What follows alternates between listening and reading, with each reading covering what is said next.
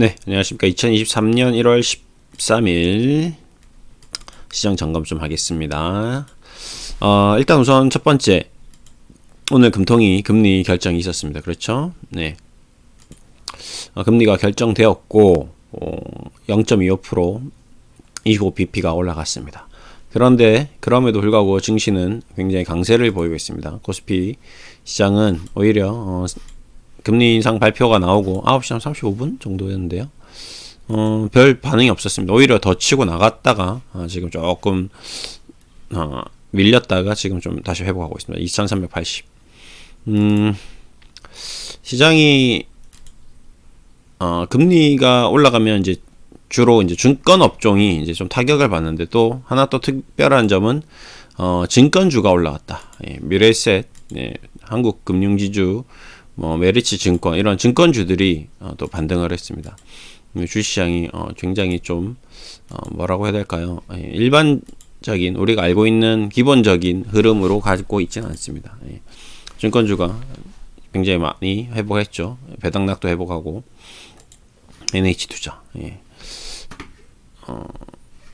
유동성이 지금 축소되고 있는 국면에서 PF 대출에 대한 우려감이 굉장히 굉장히 이제 걱정이 되고 우려가 커지고 있는 이 국면에서 정부가 금리를 올릴까라는 고민을 정말 많이 했는데, 올려도 크게 문제는 없겠다라고 판단을 했겠죠. 예.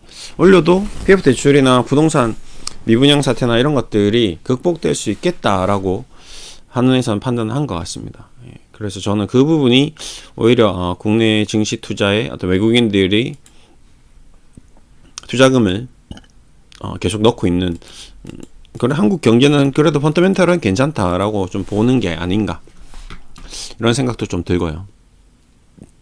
한편으로는 이제 본국 증시, 미증시가 계속 34,000, 예, 증시 흐름이 괜찮기 때문에 계속 본국의 흐름에 따라 투자를 이어가고 있는 게 아닌가 싶기도 하고요.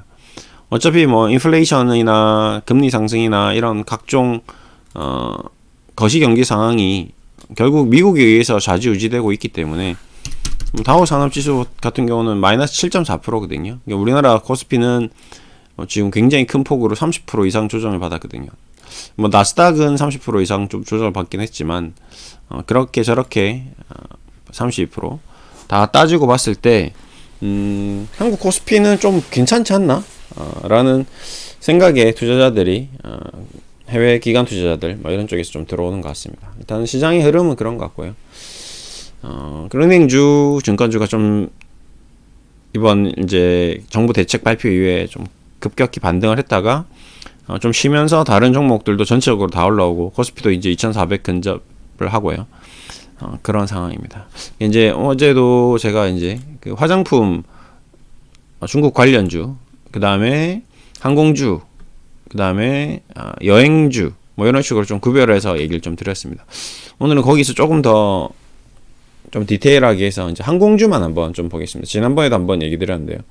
우선 항공주에서 지금 대한항공과 아시아나항공 이쪽으로 제가 한번 한 두세 번 정도 분석을 좀 해드렸습니다.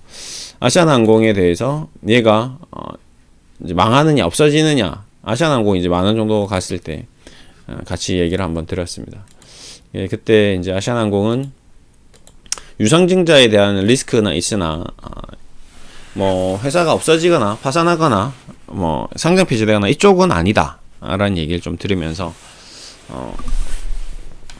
앞으로 이제 환율에 대해서 좀 촉각을 세울 필요가 있다 했는데, 그 이후에 이때 이제 10월 31일 이 이후에 보시면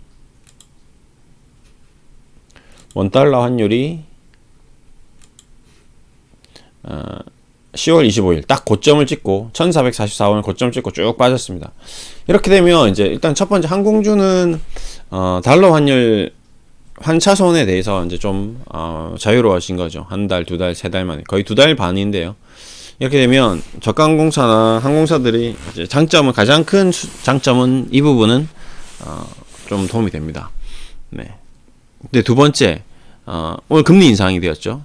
금리 인상은 좋지 않습니다. 이제 차입해서 항공사들이 리스를 해서 비행기를 뭐 자기 돈으로 비행기를 사는 게 아니니까요. 그렇죠?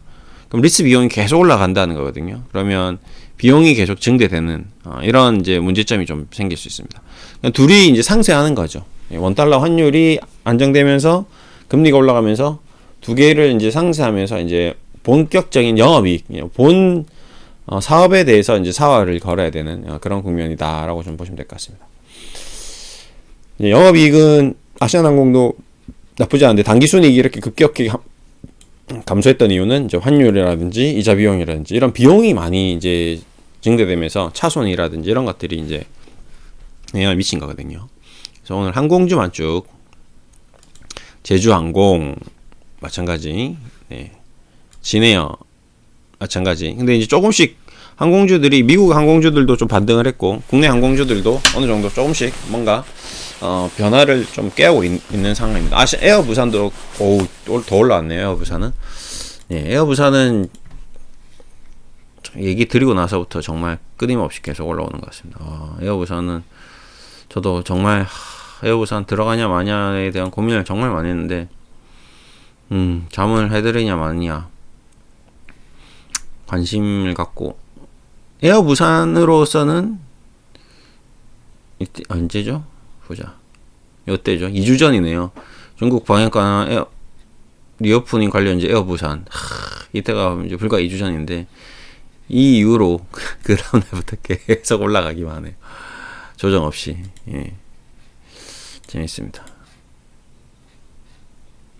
아시아나나 다른 종목 비해서 훨씬 더 많이 좀 치고 나갔죠. 그렇죠? 훨씬 더 많이 치고 나갔습니다.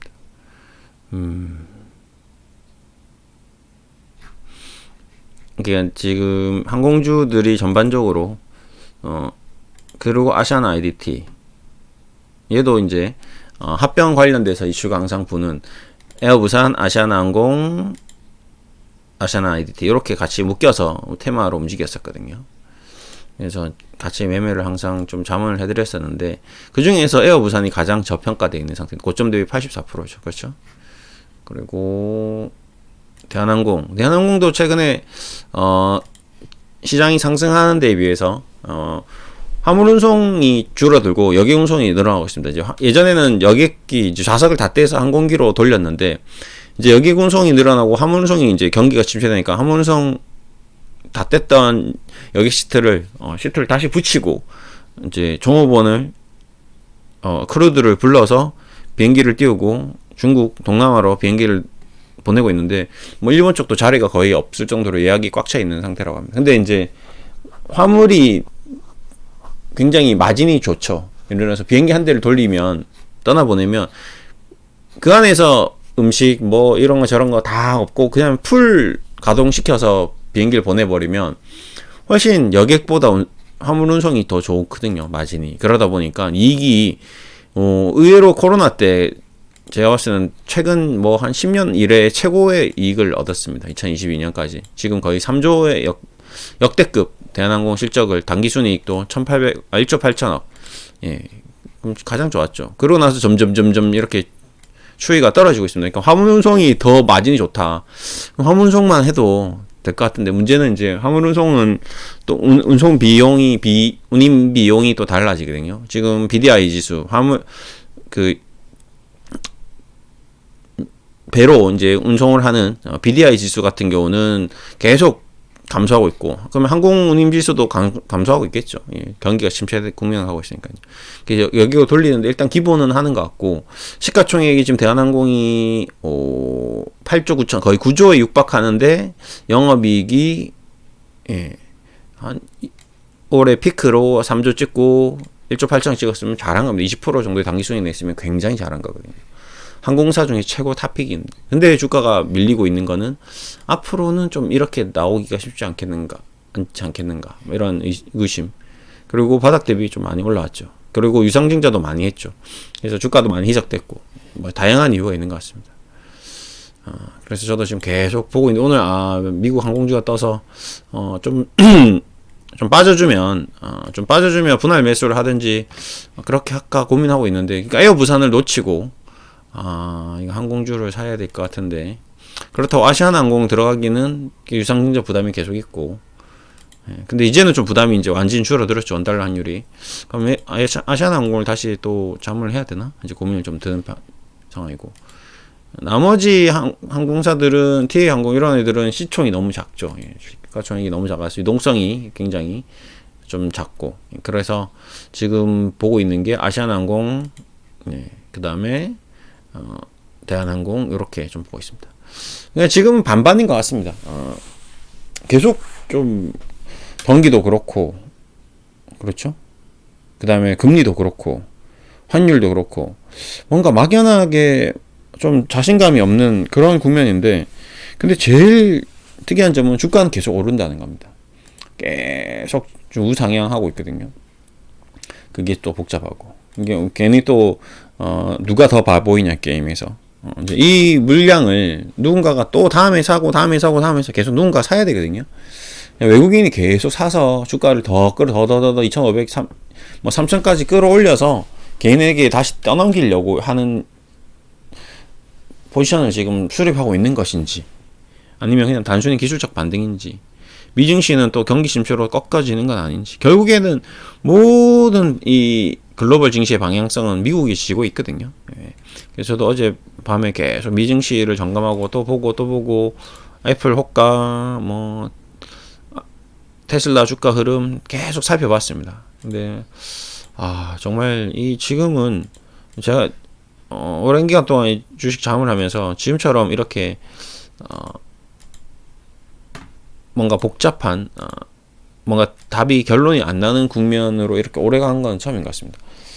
계속 지금 이쪽도 아닌 것 같고 저쪽도 아닌 것 같고 방향성을 전혀 못 잡겠습니다. 지금 상승도 아닌 것 같고, 그렇다고 완전 폭락도 아닌 것 같고 하방도 아닌 것 같고, 근데 상승은 아닌 것 같은데 조금씩 올라오고, 또 하방이 너무 떨어지는 거 아닌가 싶은 데는 또 과하게 떨어지기도 하고, 개별주 장세도 너무 심한 것 같고요. 그리고 뭐 아마존 같은 경우는 얘가 이 정도 시가총액을 유지하는 게 맞나 싶은데 또 올라 있고, 그래서 지금 뭔가 이 우리가 알고 있는 주식의 어떤 정석이라든지 주식 투자의 어떤 기본, 펀더멘탈, 기술적 분석, 뭐 재무적 분석, 그 다음에 시황 분석, 이런 것들이 좀처럼 생각했던 대로 움직이고 있지 않습니다. 오늘도 이제 대한항공을 보면서, 오늘 만약에 아침에 이제 시가 출발해서 올라가는지 안 올라가는지 우선 체크를 좀 해야 되겠다 생각했습니다. 왜? 미증시에서 항공주들이 뭐 20-30% 반등이 나왔는데 국내 증시도 그렇게 나올 것이냐. 두 번째, 올라가다가 꺾일지 안 꺾일지도 체크해야 되겠다. 만약에 올라갔는데 누군가가 계속 위에서 눌러서 판다면 뭔가 또 숨어있는 문제점이 드러날 수도 있겠다. 이런 것들. 그 다음에 세 번째, 금리가 올라갔으니 이제 항공사들은 이자 부담이 좀 더 커지겠구나. 그러면 항공주들이 전체적으로 빠지나 안 빠지나 이런 게 좀 봐야 되겠다. 이런 것들 다 봤는데 오늘 지금 이제 2시 정도 됐죠. 어느 정도 그 부담감은 있는 것 같아요. 확실히 항공주에 대한 이자 부담감은 있는 것 같고요. 오늘 만약에 미국 항공주가 급등했으니 진에어나 제주항공이나 이런 것들이 막 폭등을 하면 10%씩 막 급등을 하면 업황이 완전히 턴어라운드 하는 쪽으로 국내에서도 인식을 하고 있구나 생각했는데 그 정도까지도 안 나왔고요. 그 다음에 여기서 이제 원달러 환율이 가면 1200원대로, 원달러 환율은 여행에 긍정적이죠. 뭐 해외 여행 나갔는데 원달러 환율이 2,000원이다 이러면 뭐 그냥 손가락 빨고 있어야 되는 거거든요. 근데 1,000원이다, 500원이다 그러면 뭐 거의 이제 왕이 돼서 노는 거죠. 네, 엄청 좋습니다. 1달러에 500원만 주면 되니까. 그렇죠. 2달러 1,000원. 그러면 예를 들어서 빅맥버거 5달러 5, 25, 2,500원이거든요. 빅맥버거가 2,500원. 그러면 우리가 이제 5달러 정도면 이제 세트로 먹을 수 있는 정도 수준이니까 2,500원, 3,000원에 세트로 먹는. 모르겠습니다. 미국 가서 제가 햄버거 집은 안 가봤는데, 미국을 가본 적이 없습니다. 일단 기본적으로. 근데 빅맥 지수라는 게 있잖아요. 5달러 정도 한다고 들었는데 지금은 또 물가가 상승했으니까 더 올랐겠죠. 6달러, 7달러대로 갔겠죠. 제가 영국에 있을 때는 3파운드, 4파운드 세트 이렇게 해서 그냥 뭐 5,000원 정도 선에서 먹은 것 같습니다.